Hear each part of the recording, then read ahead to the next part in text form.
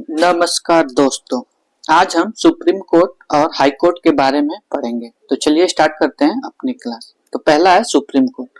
तो supreme court का establishment जो है ये 26 जनवरी 1950 को हुआ था। इनॉग्रेट यानी उद्घाटन कब हुआ था? तो 28 जनवरी 1950 को उद्घाटन हुआ था। सुप्रीम कोर्ट के पहले सीजीआई कौन थे? तो हीरालाल जे कानिया पहले सीजीआई थे।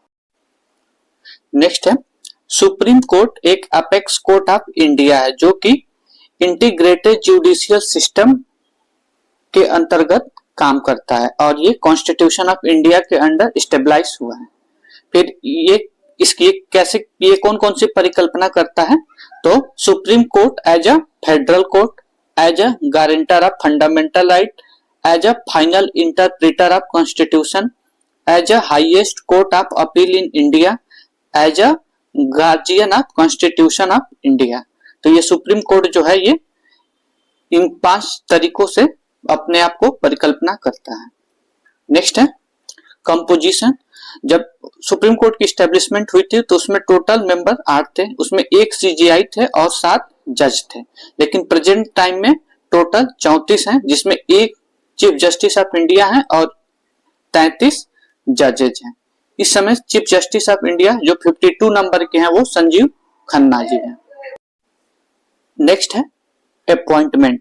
तो चीफ जस्टिस ऑफ इंडिया का अपॉइंटमेंट जो है ये प्रेसिडेंट करते हैं आफ्टर कंसल्टेशन विथ जज of supreme court and high court. और जजेज ऑफ सुप्रीम कोर्ट का भी अपॉइंटमेंट प्रेसिडेंट करते हैं आफ्टर कंसल्टेशन विथ सीजीआई यानी chief justice of India and other जजेज of supreme court and high court. तो क्वेश्चन क्या पूछेगा कि सीजीआई का अपॉइंटमेंट कौन करता है? तो प्रेसिडेंट करता है। किसके कंसल्टेशन पे? तो जजेज ऑफ सुप्रीम कोर्ट और हाई कोर्ट के। फिर पूछेगा सुप्रीम कोर्ट के जजेज की अपॉइंटमेंट कौन करता है? तो ये भी प्रेसिडेंट करता है, लेकिन कंसल्ट किससे करता है? तो सीजीआई से करता है। तो ये ध्यान रखिएगा। और पार्लियामेंट के पास पावर होता है कि सुप्रीम कोर्ट में जजेस की संख्या को बढ़ाने का पावर किसके पास है? तो वो पार्लियामेंट के पास है। तो ये कई बार क्वेश्चन पूछता है कि सुप्रीम कोर्ट को के जज को बढ़ाने का पावर किसके पास है? तो पार्लियामेंट के पास है, ना कि प्रेसिडेंट के पास है। यही हाई कोर्ट के जजों का संख्या बढ़ाने की बात करेगा तो ये किसके पास पावर होता है? तो पार्लियामेंट के पास नहीं बल्कि प्रेसिडेंट के पास ये पावर होता है। तो हाई कोर्ट के जजों की संख्या बढ़ाने का पावर प्रेसिडेंट के पास होता है और सुप्रीम कोर्ट में जजों की संख्या बढ़ाने का पावर पार्लियामेंट के पास होता है। तो ये ध्यान रखिएगा। नेक्स्ट है क्वालिफिकेशन ऑफ सुप्रीम कोर्ट। तो पहले तो ये इंडिया का सिटीजन होना चाहिए, फिर या तो वो हाई कोर्ट में 5 साल तक जज होना चाहिए या 10 साल तक हाई कोर्ट में एडवोकेट होना चाहिए। तो दो में से कोई एक आहारता मतलब क्वालिफिकेशन रहेगा तो वो सुप्रीम कोर्ट का जज बन सकता है।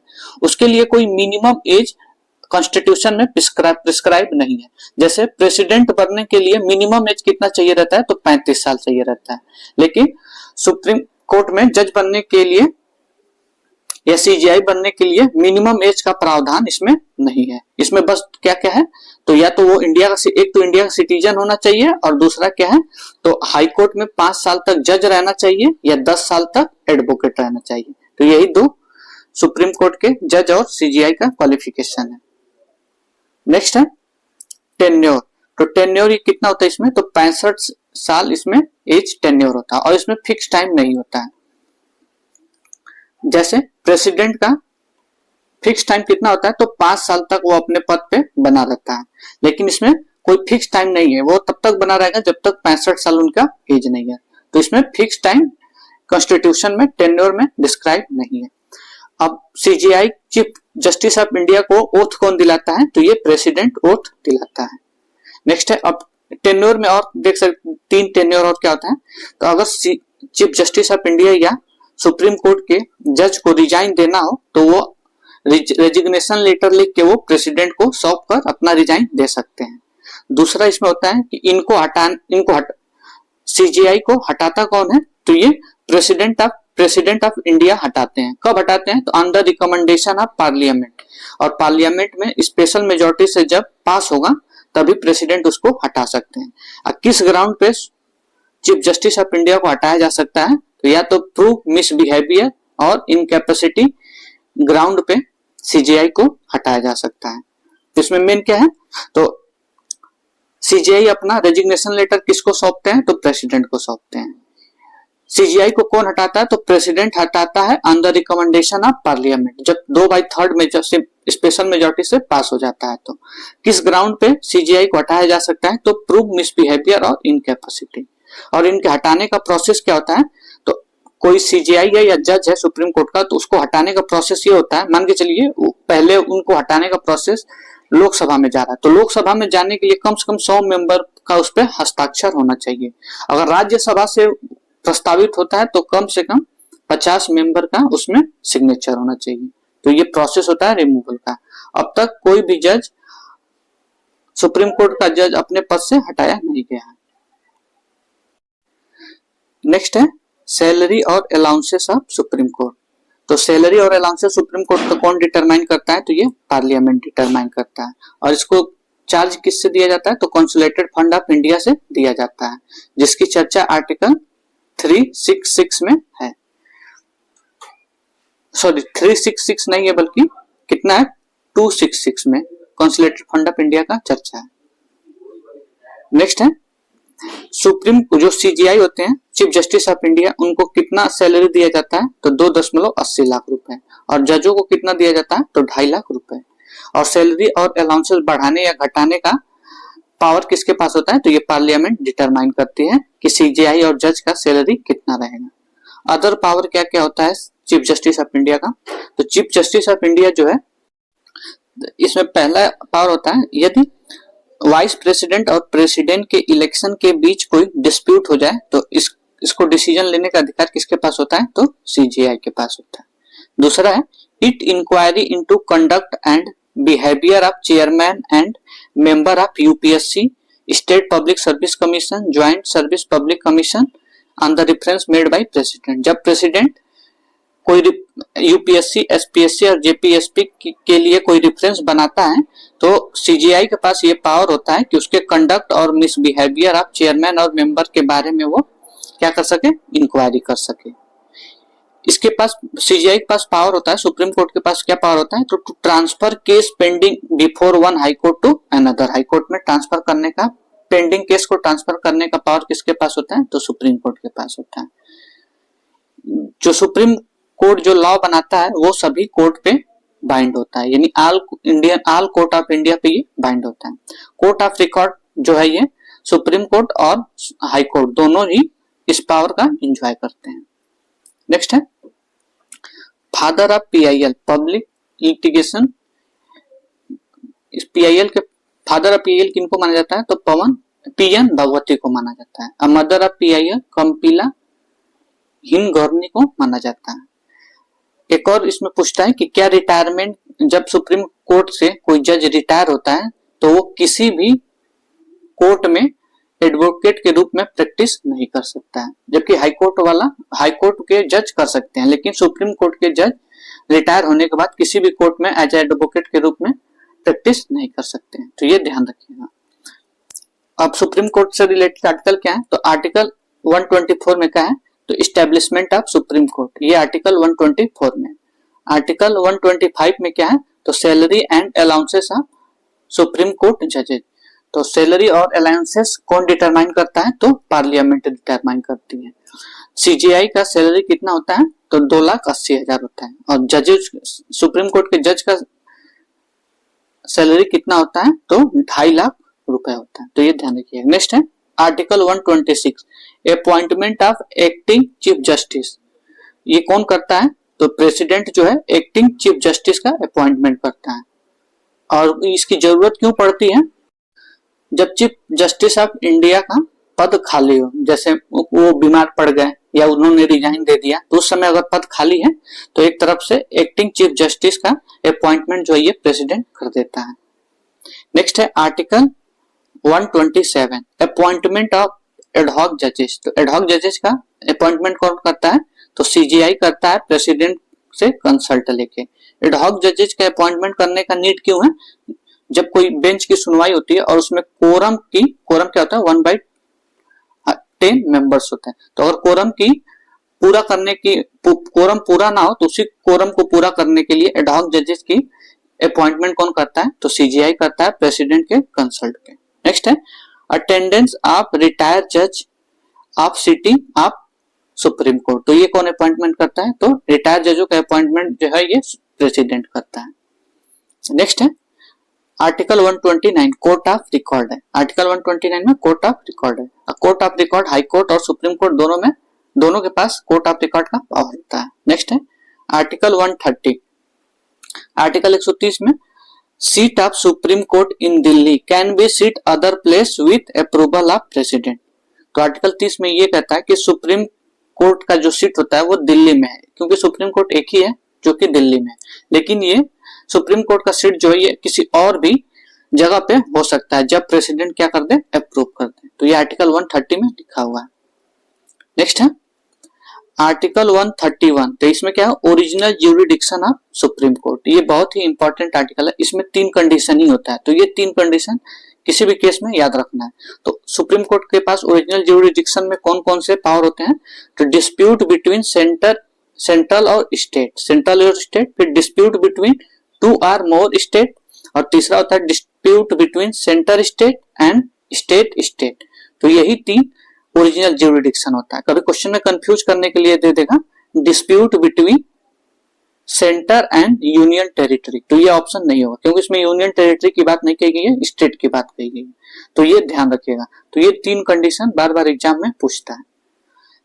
और एक होता है इंटर स्टेट रिवर डिस्प्यूट, जिसकी चर्चा क्या है? तो आर्टिकल 162 में है। वो सुप्रीम कोर्ट के ओरिजिनल ज्यूरिडिक्शन में ये इंटर स्टेट रिवर डिस्प्यूट नहीं आता है, क्योंकि इसकी चर्चा जो है आर्टिकल 262 में है। तो ये ध्यान रखिएगा। नेक्स्ट है आर्टिकल 132। इसमें क्या है? Appellate jurisdiction of supreme court appeal from high court in certain cases. तो इसमें आर्टिकल 132, 133, 134 तीनों में क्या है? Appellate jurisdiction of supreme court है। किसके थ्रू? तो हाई कोर्ट के थ्रू। तो आर्टिकल 132 में सर्टेन केस के लिए है, आर्टिकल 133 में सिविल मैटर के लिए है, और आर्टिकल 134 में क्रिमिनल मैटर के लिए। तो ये ध्यान रखिएगा। और आर्टिकल 131 में क्या था? तो original jurisdiction of supreme court था।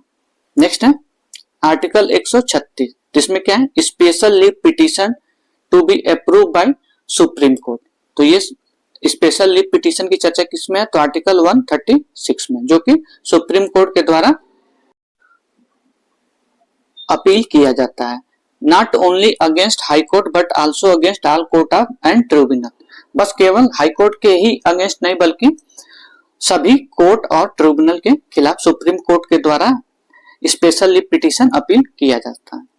नेक्स्ट है आर्टिकल 137। इसमें जुडिशियल रिव्यू का चर्चा है। और जुडिशियल रिव्यू क्या होता है? तो डिक्लेयर्ड एनी लॉ और order invalid if violate constitution. कोई भी लॉ जो कॉन्स्टिट्यूशन को वायलेट करे तो उसको इनवैलिड घोषित कर सकते हैं। किसके थ्रू? तो जुडिशियल रिव्यू के थ्रू। जुडिशियल रिव्यू कहाँ प्रिविलेंट है? तो यूएसए और इंडिया में दोनों में प्रिविलेंट है। और जुडिशियल रिव्यू हम लोगों ने लिया कहां से था? तो यूएसए से लिया था, इसीलिए ये दोनों में प्रिविलेंट है, इंडिया और यूएसए में। नेक्स्ट है जुडिशियल रिव्यू जो है ये सुप्रीम कोर्ट और हाई कोर्ट दोनों के द्वारा एंजॉय किया जाता है। इसमें बाकी ट्रिब्यूनल कोर्ट के द्वारा ये पावर जुडिशियल रिव्यू का नहीं होता है। जुडिशियल रिव्यू बेस्ड ऑन किस पे बेस है? तो प्रोसीजर स्टेबलाइज्ड बाय लॉ पे जुडिशियल रिव्यू बेस है। और सोर्स क्या क्या है जुडिशियल रिव्यू के? तो आर्टिकल 13 का 1, 13 का 2, आर्टिकल 32, आर्टिकल 137, अभी जो ये पढ़े हम लोग आर्टिकल 137, फिर आर्टिकल 142 जिसमें कंप्लीट जस्टिस की बात की गई है, और आर्टिकल 226 जो हाई कोर्ट के लिए है। तो इसको अभी इसमें हम लोग पढ़े भी हैं। जुडिशियल रिव्यू का एंजॉय कौन कौन कर सकता है पावर का? तो सुप्रीम कोर्ट और हाई कोर्ट दोनों जो है जुडिशियल रिव्यू के पावर का एंजॉय कर सकते हैं। नेक्स्ट है आर्टिकल 139। तो supreme court has power to issue certain writs. 5 तरह से रिट्स जारी होते हैं जो आर्टिकल 32 में हम लोगों ने पढ़ा है। कौन कौन से वो रिट्स हैं? तो हैबियस कॉर्पस है, क्यू वारंटो है, सर्टरीज है, प्रोहिबिशन है और मैंडमस है। तो 5 तरह के रिट सुप्रीम कोर्ट के पास पावर होता है, वो इश्यू कर सकता है। किसके थ्रू? तो आर्टिकल 139 के थ्रू। नेक्स्ट है आर्टिकल 141 में क्या है? तो law declared by supreme court to be binding on all court.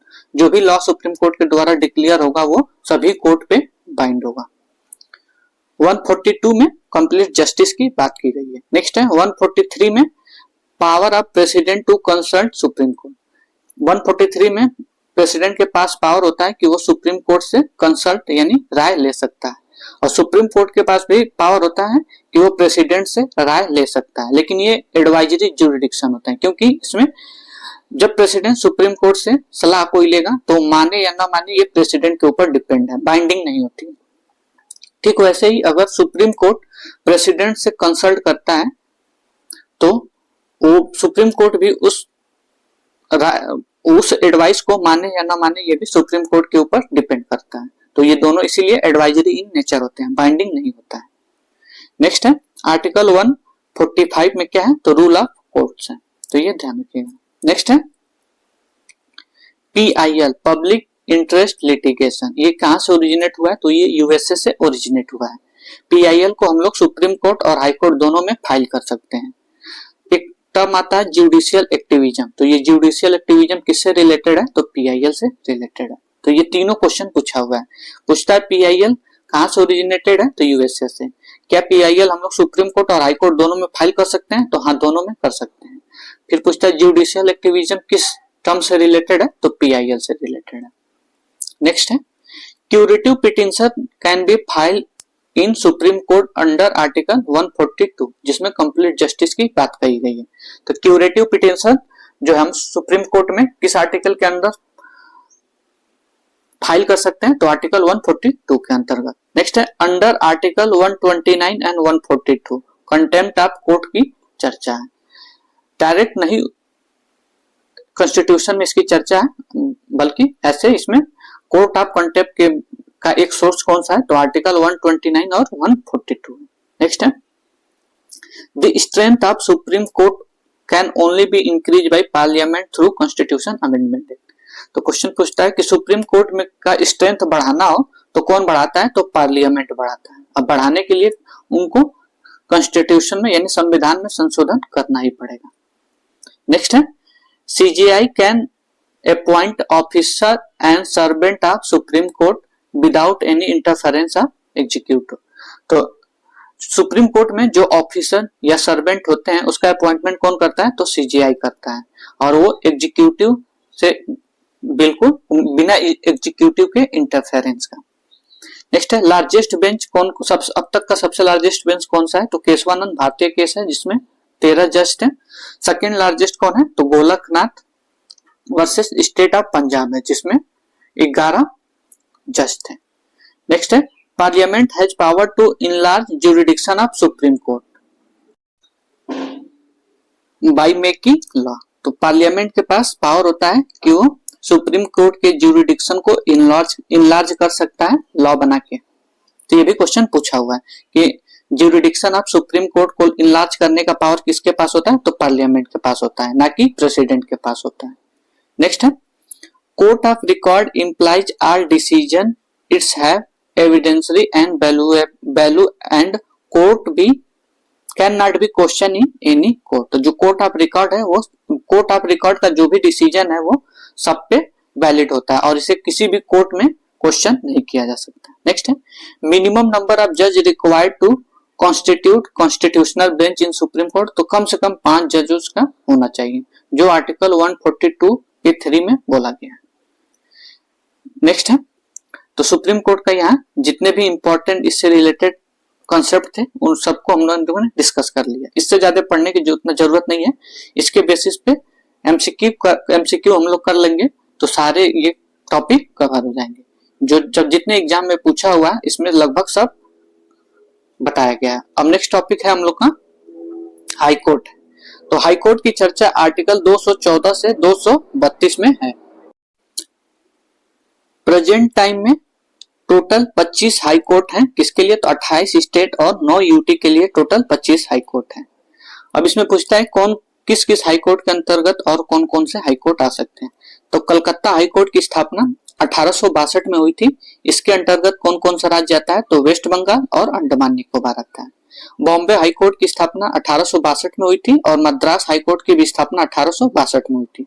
तो तीनों हाई कोर्ट की स्थापना 1862 में हुई थी। बॉम्बे हाई कोर्ट के अंतर्गत कौन आता है? तो महाराष्ट्र आता है, गोवा आता है, दादर नागर हवेली एंड दमन दीव 3 आते हैं। नेक्स्ट है मद्रास हाई कोर्ट के अंतर्गत तमिलनाडु और पांडुचेरी आता है। जम्मू कश्मीर हाई कोर्ट की स्थापना 1928 में हुई थी। इसके अंतर्गत जम्मू कश्मीर आता है और लद्दाख आता है। गुवाहाटी हाई कोर्ट की स्थापना 1948 में हुई थी। इसके अंतर्गत असम, नागालैंड, मिजोरम और अरुणाचल प्रदेश आता है। नेक्स्ट है केरल हाई कोर्ट की स्थापना 1956 में हुई थी। इसके अंतर्गत केरल, लक्षद्वीप आता है। और पंजाब, हरियाणा और चंडीगढ़ का सेम हाई कोर्ट है, तो ये भी ध्यान रखिएगा। तो टोटल कितने हाई कोर्ट हैं? तो 25 हाई कोर्ट हैं। कितने? तो 28 स्टेट और 9 यूटी के लिए। और कौन कौन से हाई कोर्ट के अंतर्गत आते हैं? और बाकी जो है जैसे इलाहाबाद हाई कोर्ट है वो यूपी के लिए ही बस है। ऐसे ही अदर स्टेट के लिए भी हैं। बाकी एक से अधिक स्टेट जिस हाई कोर्ट में आते हैं उन लोगों का हम लोगों ने चर्चा कर ली। नेक्स्ट है 7th कॉन्स्टिट्यूशन अमेंडमेंट क्या कहता है? तो authorise parliament to stabilise a common high court for 2 और मोर स्टेट और यूटी। तो ये पार्लियामेंट के पास पावर होता है कि वो एक कॉमन हाई कोर्ट बना सके 2 या 2 से अधिक राज्यों के लिए या यूटी के लिए। जैसे अभी हम लोगों ने इस पे चर्चा की है। जैसे केरला हाई कोर्ट, ये पार्लियामेंट के पास पावर था कि केरला हाई कोर्ट बनाए तो इसमें 2 या 2 से अधिक यूटी हो सकते हैं। तो इसमें कौन कौन है? तो केरला और लक्षद्वीप है। सेम ऐसे ही है। तो यही 7वां कॉन्स्टिट्यूशन अमेंडमेंट एक्ट में बोला गया। और ये पावर किसको दिया गया? तो पार्लियामेंट को दिया गया कि एक कॉमन हाई कोर्ट 2 या 2 से अधिक स्टेट या यूटी के लिए बना सके। नेक्स्ट है high court is apex court in judicial administration of state के लिए। तो ये इसकी परिकल्पना कैसे कर सकते हैं? तो हाई कोर्ट जो है ये हाईएस्ट कोर्ट ऑफ अपील होता है स्टेट में। और यूनियन का पूछे या पूरा इंडिया का पूछे तो कौन होता है? तो सुप्रीम कोर्ट होता है। फिर ये गारंटर ऑफ फंडामेंटल राइट है। तो सुप्रीम कोर्ट भी गारंटर ऑफ फंडामेंटल राइट है। ये guardian of constitution of India है। तो सुप्रीम कोर्ट भी guardian of constitution of India है। नेक्स्ट है ये interpreter of constitution of India है। और सुप्रीम कोर्ट जो है ये फाइनल इंटरप्रेटर है। बस इसमें यही अंतर है। सुप्रीम कोर्ट जो होता है ये फाइनल इंटरप्रेटर होता है कॉन्स्टिट्यूशन ऑफ इंडिया का, और हाई कोर्ट जो है ये सिर्फ इंटरप्रेटर ऑफ इंडियन कॉन्स्टिट्यूशन होता है। तो ये ध्यान रखिएगा। नेक्स्ट है इसमें कंपोजिशन क्या क्या होता है? तो constitution does not specify strength of high court and it leave to discretionary power of president. तो क्वेश्चन पूछता है कि स्ट्रेंथ ऑफ सुप्रीम कोर्ट को बढ़ाने या घटाने का पावर किसके पास होता है? तो ये प्रेसिडेंट के पास होता है। और यही सुप्रीम कोर्ट पूछता कि स्ट्रेंथ ऑफ सुप्रीम कोर्ट को बढ़ाने या घटाने के पावर किसके पास होता है? तो पार्लियामेंट के पास होता है। और हाई कोर्ट का पूछे तो प्रेसिडेंट के पास होता है। नेक्स्ट है president determine the strength of high court from time to time. तो ये पावर किसके पास है? तो प्रेसिडेंट के पास पावर है हाई कोर्ट के स्ट्रेंथ को डिटरमाइन करने का। सुप्रीम कोर्ट में स्ट्रेंथ डिटरमाइन करने का पावर किसके पास है? तो पार्लियामेंट के पास है। नेक्स्ट है नंबर ऑफ हाई कोर्ट जजेस डिसाइड बाय प्रेसिडेंट। तो वही है नंबर ऑफ जब जजेस बढ़ेंगे तो सुप्रीम कोर्ट का स्ट्रेंथ भी बढ़ेगा। तो ये प्रेसिडेंट करता है। और सुप्रीम कोर्ट के जजों की संख्या बढ़ाने का डिसीजन जो है ये पार्लियामेंट करता है। तो ये ध्यान रखिएगा। नेक्स्ट है अपॉइंटमेंट। तो chief justice is appointment by president. Chief justice जो स्टेट का होता है वो कौन इसका अपॉइंटमेंट करता है? तो प्रेसिडेंट करता है। After consultation with governor and CGI. Governor और सीजीआई के कंसल्टेशन के बाद चीफ जस्टिस ऑफ स्टेट का अपॉइंटमेंट कौन करता है? तो प्रेसिडेंट करता है। और जजेज ऑफ हाई कोर्ट का भी अपॉइंटमेंट प्रेसिडेंट ही करता है गवर्नर और सीजीआई के कंसल्टेशन पे। अब आता है क्वालिफिकेशन। हाई कोर्ट का क्वालिफिकेशन क्या क्या होता है? तो सिटीजन ऑफ इंडिया होना चाहिए। और दूसरा क्या होता है? तो held judicial officer in Indian territory for 10 year. 10 year तक ये जुडिशियल ऑफिसर होना चाहिए इंडियन टेरिटरी में, या एडवोकेट होना चाहिए हाई कोर्ट में 10 साल तक। तो वही क्या बन सकता है? तो ये जज आप हाई कोर्ट बन सकता है, तो ये ध्यान रखिएगा। इसमें क्या क्या है, पहले इंडिया का सिटीजन होना चाहिए, जुडिशियल ऑफिसर होना चाहिए इंडियन टेरिटरी में 10 साल के लिए, या एडवोकेट होना चाहिए हाई कोर्ट में 10 साल के लिए, तभी ये हाई कोर्ट का जज बन सकता है। इसके लिए मिनिमम एज कोई प्रिस्क्राइब नहीं है। जैसे गवर्नर का, जैसे प्रेसिडेंट का मिनिमम एज कितना होना चाहिए, या गवर्नर का मिनिमम एज कितना होना चाहिए, तो 35 साल होना चाहिए। जबकि हाई कोर्ट के लिए ऐसा कोई भी प्रावधान नहीं है कि मिनिमम एज इतना ही होना चाहिए। हाई कोर्ट के लिए बस दो ही कंडीशन है, या तो पहला तो इंडियन का सिटीजन होना चाहिए, दूसरा वो जुडिशियल ऑफिसर होना चाहिए 10 साल के लिए, या एडवोकेट होना चाहिए हाई कोर्ट में 10 साल के लिए। तो ये ध्यान रखिए, मिनिमम एज इसका प्रिस्क्राइब नहीं है। नेक्स्ट है, इसको ओथ कौन दिलाता है, हाई कोर्ट के जजेस को ओथ दिलाता है गवर्नर ऑफ स्टेट दिलाता है। सैलरी और अलाउंसेस कौन डिटरमाइन करता है, तो इनका भी सैलरी और अलाउंसेस जो है ये पार्लियामेंट डिटरमाइन करता है, प्रेसिडेंट डिटरमाइन नहीं करता है। सैलरी जो दिया जाता है हाई कोर्ट के जज और सीजे ऑफ हाई कोर्ट और जज, हाई कोर्ट ऑफ जजेस का सैलरी जो है ये कॉन्सुलेटेड फंड ऑफ इंडिया से दिया जाता है, लेकिन pension consolidated fund of state से दिया जाता है, लेकिन पेंशन जो है कॉन्सुलेटेड फंड ऑफ इंडिया से दिया जाता है। तो यहाँ ध्यान रखिएगा, सैलरी जो है ये कॉन्सुलेटेड फंड ऑफ स्टेट से दिया जाएगा, जिस स्टेट में वो कार्य करेगा उस स्टेट के कॉन्सुलेटेड फंड ऑफ इंडिया से दिया जाएगा, स्टेट से दिया जाएगा। और अगर जब रिटायर हो जाएगा तो उसका पेंशन जो है ये कॉन्सुलेटेड फंड ऑफ इंडिया से दिया जाएगा।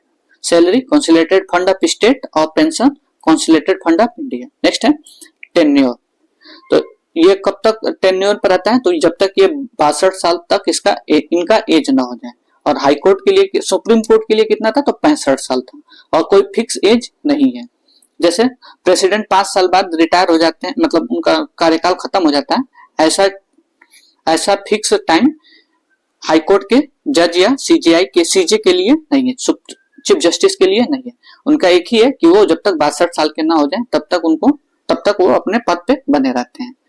और इनको रेजिग्नेशन देना हो तो ये प्रेसिडेंट को रेजिग्नेशन लेटर लिख के अपने पद से रिजाइन दे सकते हैं। इनको भी हटाने के लिए, इनको कौन हटाता है, तो प्रेसिडेंट ही हटाता है, जब पार्लियामेंट के द्वारा स्पेशल मेजोरिटी से पास हो जाता है। किस ग्राउंड पे, तो सेम जैसे सुप्रीम कोर्ट का ग्राउंड था, इनकैपेसिटी और प्रूव्ड मिसबिहेवियर के केस में। नेक्स्ट है, ये सबसे इंपॉर्टेंट है, प्रेसिडेंट के पास पावर होता है ट्रांसफर करने का एक जज को एक हाई कोर्ट से दूसरे हाई कोर्ट के जज को। तो एक क्वेश्चन पूछता है कि ट्रांसफर ऑफ जजेस फ्रॉम, मतलब जजेस का ट्रांसफर एक हाई कोर्ट से दूसरे हाई कोर्ट किसके ऊपर डिपेंड होता है, तो ये प्रेसिडेंट के ऊपर होता है, ना कि CGI chief justice of India, और ना ही पार्लियामेंट। तो ये किसके कंसल्ट पे करता है, तो चीफ जस्टिस ऑफ इंडिया के कंसल्ट पे प्रेसिडेंट जो है जज एक हाई कोर्ट से दूसरे हाई कोर्ट में जजेस का ट्रांसफर कर सकता है। तो ये ध्यान रखिएगा। अब इससे आर्टिकल रिलेटेड देख लेते हैं। तो 200 आर्टिकल 214 में every state will have a high court, सभी स्टेट के पास एक हाई कोर्ट होना चाहिए। लेकिन 7वां जो कॉन्स्टिट्यूशन अमेंडमेंट एक्ट आया था, तो उसमें यह बताया गया था कि पार्लियामेंट के पास पावर होता है कि वो कॉमन हाई कोर्ट एक या एक से अधिक स्टेट या यूटी के लिए बना सकते हैं। तो इसी में लाया गया था। फिर नेक्स्ट है आर्टिकल 215 में high court to be court of record होना चाहिए। तो कोर्ट ऑफ रिकॉर्ड का पावर हाई कोर्ट के पास भी होता है और सुप्रीम कोर्ट के पास भी होता है। नेक्स्ट है आर्टिकल 216 क्या है, तो कॉन्स्टिट्यूशन ऑफ हाई कोर्ट। तो ये कौन करता है, तो parliament constitution of high court करता है। नेक्स्ट है article 217 appointment and condition of office of जजेज ऑफ हाई कोर्ट। तो अपॉइंटमेंट कौन करता है, तो ये प्रेसिडेंट अपॉइंट करता है जज और सीजे ऑफ हाई कोर्ट को। नेक्स्ट है आर्टिकल 219 ओथ एंड अफर्मेशन। तो ओथ कौन दिलाता है, तो गवर्नर दिलाता है। नेक्स्ट है article 221 salary and allowances of जजेस। तो सैलरी और अलाउंसेस ऑफ हाई कोर्ट का जजेस का डिटर्मिनेशन कौन करता है, तो पार्लियामेंट ही करता है।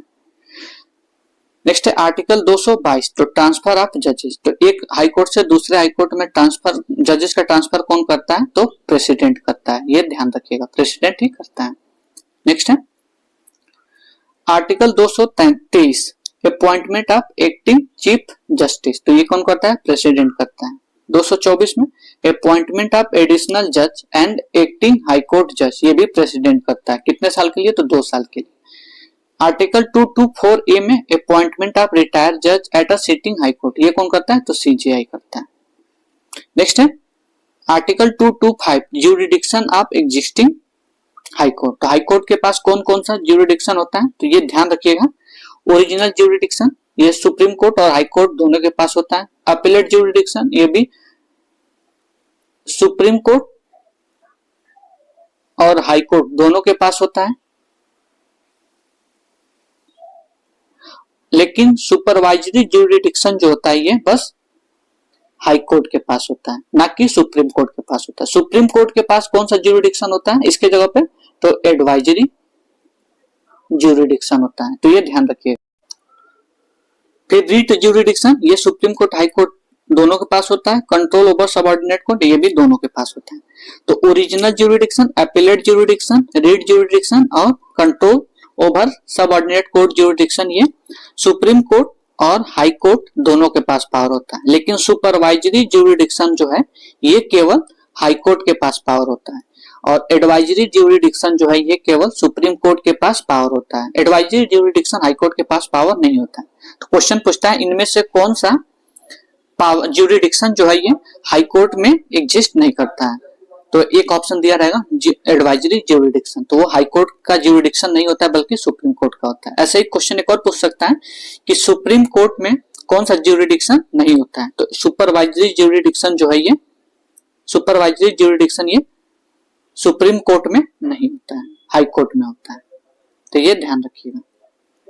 नेक्स्ट है आर्टिकल 226, तो power of high court to issue writs, ये हाई कोर्ट के पास पावर होता है कि वो रिट इश्यू कर सके।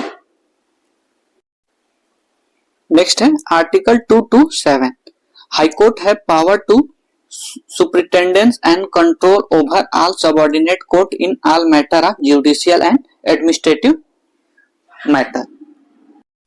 तो आर्टिकल 227 में कहा गया है कि हाई कोर्ट के पास पावर होता है कि वो सबऑर्डिनेट कोर्ट और सबऑर्डिनेट कोर्ट के ऊपर जुडिशियल और एडमिनिस्ट्रेटिव मैटर पे सुपरिटेंडेंट और कंट्रोल कर सके। नेक्स्ट है article 228, transfer of certain cases into high court.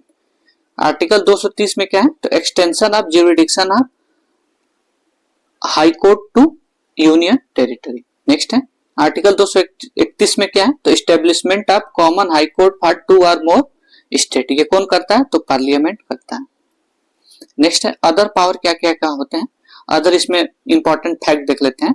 तो supreme court issue writs only for fundamental rights, supreme court जो है रिट्स जो है केवल फंडामेंटल राइट्स के लिए ही इश्यू करता है, जबकि हाई कोर्ट जो है ये रिट फंडामेंटल राइट्स के साथ साथ अदर पर्पज के लिए भी रिट्स इश्यू कर सकता है, जैसे कि ऑर्डिनरी लीगल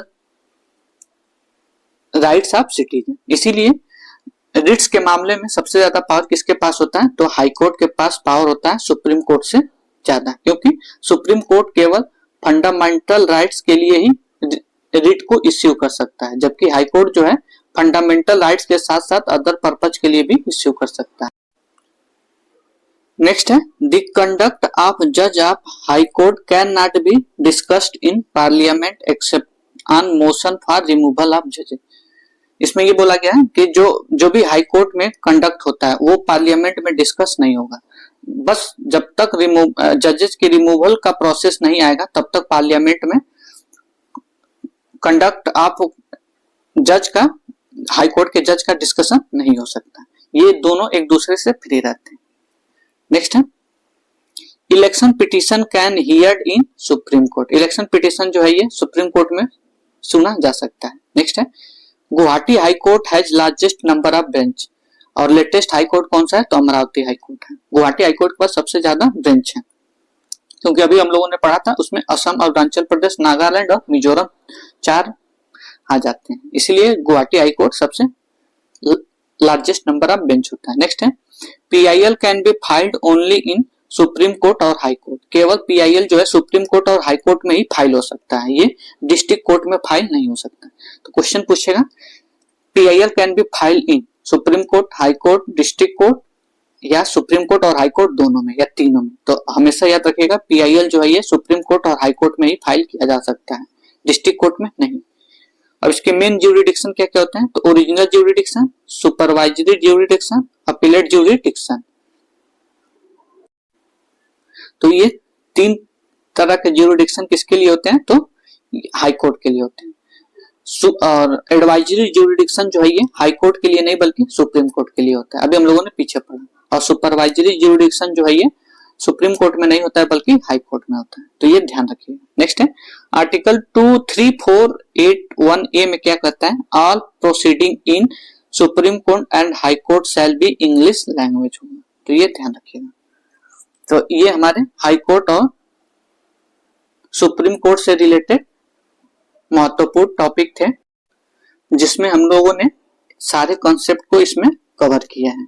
अब इससे ज्यादा आप लोगों को ज्यादा पढ़ना नहीं पड़ेगा, इतना तैयार कर लीजिए और MCQ जो है वो लगा लीजिए, इससे आपका सुप्रीम कोर्ट और हाई कोर्ट का टॉपिक तैयार हो जाएगा।